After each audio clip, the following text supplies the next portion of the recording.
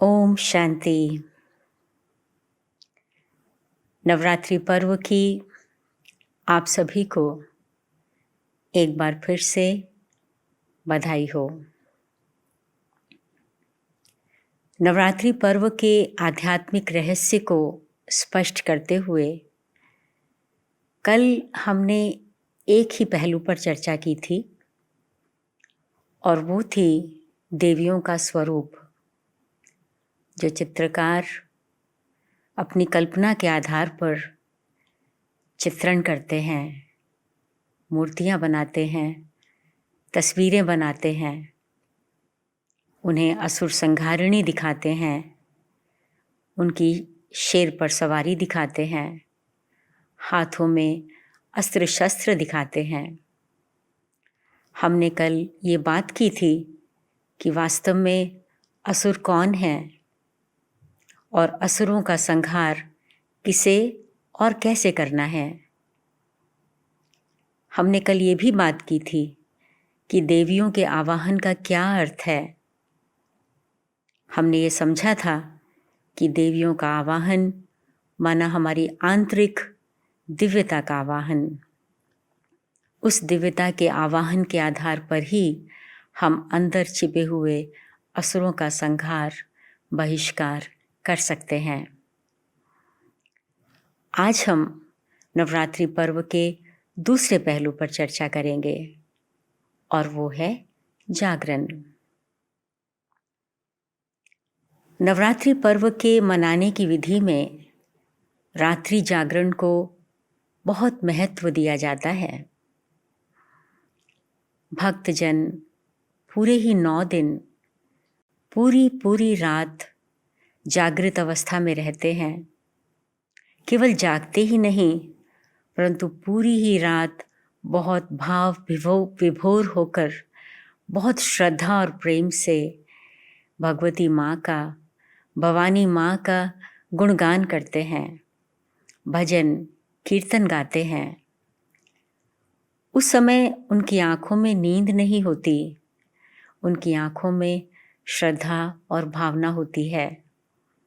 उन्हें विश्वास होता है कि इस प्रकार देवी माँ हम पर प्रसन्न हो जाएगी और हमें मन इच्छित फल वरदान के रूप में दे देंगी, हमारी शुभकामनाएं पूर्ण हो जाएंगी। अब ये प्रश्न उठता है कि क्या देवी माँ तभी प्रसन्न होगी जब हम रात को जागकर उनकी भक्ति करेंगे, उनकी आराधना करेंगे, उनका गायन और पूजन करेंगे, या जागरण का कुछ और अर्थ है? वास्तव में देखा जाए तो जागरण का अर्थ है अज्ञान की निद्रा से जागना। जागरण का अर्थ है अपनी बुद्धि को सद्ज्ञान से प्रकाशित करना। कौन सा ज्ञान? 4 मुख्य बातों का ज्ञान अवश्य चाहिए। आज तो मैं आपको बहुत ही चंद शब्दों में उसके बारे में बोलूँगी, लेकिन वास्तव में उसके बारे में हमें विस्तार से उनको समझना है। वो 4 बातें हैं। पहला, अपने सत्य स्वरूप, अपने वास्तविक स्वरूप का ज्ञान। हमें ये जानना है कि मैं ये देह नहीं हूँ, लेकिन इन आँखों से न दिखाई देने वाली मैं एक ज्योति बिंदु आत्मा हूँ। मैं अजर हूँ, अमर हूँ और अविनाशी हूँ, और मुझ आत्मा का स्थान इस शरीर में भ्रिकुटी के मध्य है। दूसरी बात, हमें जानना है कि आत्मा का सत्य पिता परमात्मा कौन है। उनके भी ज्ञान की ज़रूरत है। तो परमात्मा कौन है? वो परम आत्मा है। परमात्मा कोई शरीरधारी नहीं है, वो निराकार है। वो नाम रूप से न्यारे नहीं, लेकिन उनका नाम और रूप न्यारा है। उनके लिए कहा जाता है उनका ऊंचे से ऊंचा नाम है, ऊंचे से ऊंचा धाम है और ऊंचे से ऊंचे काम हैं। इसीलिए उन्हें शिव कहा जाता है, क्योंकि शिव का अर्थ ही है कल्याणकारी। परमात्मा कल्याणकारी हैं, सर्व का कल्याण करते हैं, इसीलिए वो शिव कहलाते हैं। और देवियों को शिव शक्तियाँ भी कहा जाता है, क्योंकि देवियाँ शिव की संतान हैं। शिव से संबंध जोड़कर वो शक्ति प्राप्त करती हैं। तो हमें ये जानना है कि परमात्मा कौन है। तीसरा, हमें ये भी ज्ञान होने की ज़रूरत है कि आत्मा का सत्य धाम कौन सा है, आत्मा का घर कहाँ है। बचपन से लेकर हम ये सुनते आते हैं कि हम एक दिन यहाँ आए थे इस दुनिया में और एक दिन यहाँ से चले जाएंगे। कहाँ से आए थे, कहाँ चले जाएंगे, उस घर का एड्रेस क्या है, हमें ये भी जानना है कि हम आत्माओं का घर इस सूर्य चांद तारों की दुनिया से बहुत दूर, बहुत ऊपर एक ज्योति का सुंदर धाम है। वो भी एक सितारों की दुनिया है, मगर इस सितारों की दुनिया से पार की दुनिया है। वहाँ चेतन सितारे आत्माएं निवास करते हैं। वो शांति का देश है, वो प्रकाश का देश है, वो ज्योति का देश है, वो आवाज़ से परे की दुनिया है। वो है हमारा घर, जहाँ हम आत्माएं निवास करती हैं और वहाँ से ही हम आत्माएं इस दुनिया में आती हैं, अपना अपने समय पर अपना अपना पार्ट बजाने के लिए। चौथी बात, हमें ये भी जानना ज़रूरी है कि आत्मा का स्वधर्म, वास्तविक धर्म कौन सा है। आत्मा का धर्म है शांति और पवित्रता। तो जो हमारा धर्म है वही हमारा कर्म है, अर्थात हमारा हर कर्म शांति और पवित्रता को फैलाने वाला ही होना चाहिए, क्योंकि हमारा धर्म ही शांति और पवित्रता है। तो जब हमें इन चारों ही बातों का ज्ञान समझ में आ जाता है और हम उन्हें अपने व्यवहारिक जीवन में प्रयोग करना शुरू करते हैं, उसका स्वरूप बन जाते हैं, अर्थात जब हमारी आत्मा रूपी दीप की ज्योति जग जाती है तो हमारा जीवन कमल पुष्प के समान न्यारा और प्यारा बन जाता है। हम समाज में ही रहते हैं, हम अपनी जिम्मेवारियों को निभाते हैं, परंतु समाज में फैली हुई बीमारियों रूपी, बुराइयों रूपी कीचड़, कुरीतियों रूपी कीचड़ हमें छू नहीं पाता।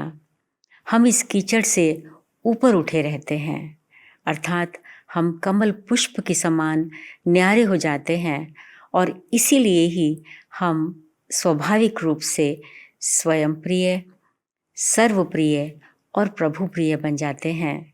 हमारा जीवन कमल पुष्प के समान हो जाता है।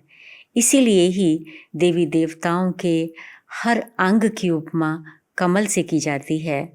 नयन कमल, चरण कमल, मुख कमल, हस्त कमल और कई देवताओं को तो कमल पर आसीन दिखाया जाता है। तो इस ज्ञान की जागृति के आधार पर हमारा जीवन कमल के समान बन जाता है। उसके अलावा जागरण के दौरान न केवल लोग चुपचाप बैठते हैं, परंतु गायन, पूजन, वंदन, आराधना, भजन, कीर्तन, सुंदर सुंदर गीत देवियों की भक्ति में गाते हैं और सब भक्त जन बैठे हुए मंत्र मुग्ध हो जाते हैं, भाव विभोर हो जाते हैं, आनंद से झूमने लग जाते हैं। किसी को भी ज़रा भी नींद टच नहीं करती। अब इसका अर्थ क्या है? भजन और कीर्तन तो हम सारा ही समय नहीं गा सकते, गीत भी हम सब सारा समय नहीं गा सकते, गीत सारा समय सुन भी नहीं सकते, परंतु इसका अर्थ ये है कि जब भी हम इस मुख का प्रयोग करें, इसका प्रयोग ऐसे ही बोल बोलने के लिए करें, ऐसे ही बोल बोलने, ऐसे ही वचन अपने मुख से निकालें जो सुवचन हो, जो मधुर बोल हो, अमृत की तरह, मोती की तरह जो वैल्यूएबल बोल हो, फूलों की तरह जो कोमल बोल हो, जो हर एक के हृदय को छू दें, उन्हें भाव विभोर कर दें, उनके जीवन को सुखदायी बना दें। हमारे बोल कांटे की तरह चुभने वाले ना हों, पत्थर की तरह चोट मारने वाले ना हों, ऐसे हमारे बोल हों। ये है वास्तव में भजन और कीर्तन का अर्थ। तो नवरात्रि पर्व को मनाना अर्थात अपने जीवन में एक नए सवेरे को, नवरात्रि, नव अर्थात नया, तो नवरात्रि मनाना अर्थात अपने जीवन में एक नए सवेरे को लाना, ज्ञान सूर्य का उदय करना, अपने जीवन में अपनी बुद्धि को एनलाइटन करना, प्रकाशित करना, और अपने मुख का प्रयोग तभी करना जब इस मुख से हमें श्रेष्ठ बोल, हिम्मत बढ़ाने वाले बोल, उत्साह बढ़ाने वाले बोल, किसी को आगे बढ़ाने वाले बोल, कल्याणकारी बोल ही हमारे मुख से निकले। तो आज केवल इतना ही। कल फिर हम मिलेंगे। कल हम तीसरे पहलू पर बात करेंगे, लेकिन अब कुछ क्षण के लिए अपने आत्मदीप को जगाकर हम अपनी श्रेष्ठ स्थिति में स्थित होने का पुरुषार्थ करते हैं। अलर्ट होकर बैठ जाइए। अपने मन बुद्धि को अपनी भ्रिकुटी के बीच केंद्रित कर लीजिए और ये सोचिए कि मुझ आत्मा को अपनी ज्योति को जगाना है। वास्तव में तो मैं हूं ही ज्योति स्वरूप, लेकिन स्वयं को भूलकर मैं अंधकार में आ गई थी। ज्ञान के प्रकाश से, ज्ञान के घृत से मुझे अपनी इस ज्योति को जगाना है। मुझे समझ लेना है कि मैं आत्मा हूँ। मैं उस प्यारे पिता परमात्मा की, उस करुणा सिंधु ज्ञान के सागर की संतान हूँ। मैं कल्याणकारी पिता की संतान हूँ। मेरा घर शांति का घर है, शांति का देश है, और मेरा धर्म ही शांति है। इसलिए आज इस नवरात्रि के शुभ अवसर पर मैं अपने से प्रतिज्ञा करती हूँ कि मुझ आत्मा के संकल्प, बोल और कर्म ऐसे ही होंगे जो शांति फैलाएं, किसी के मन को दुखी न करें, किसी के हृदय को चोट न पहुंचाएं।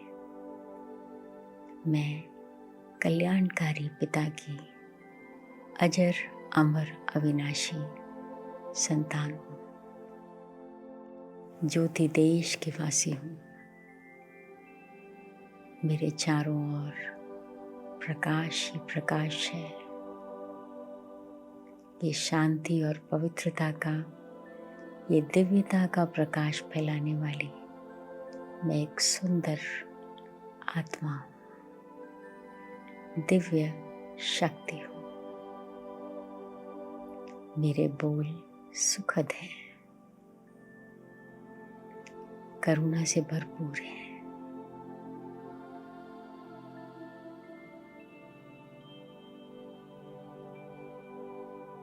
मधुर है, कल्याणकारी है।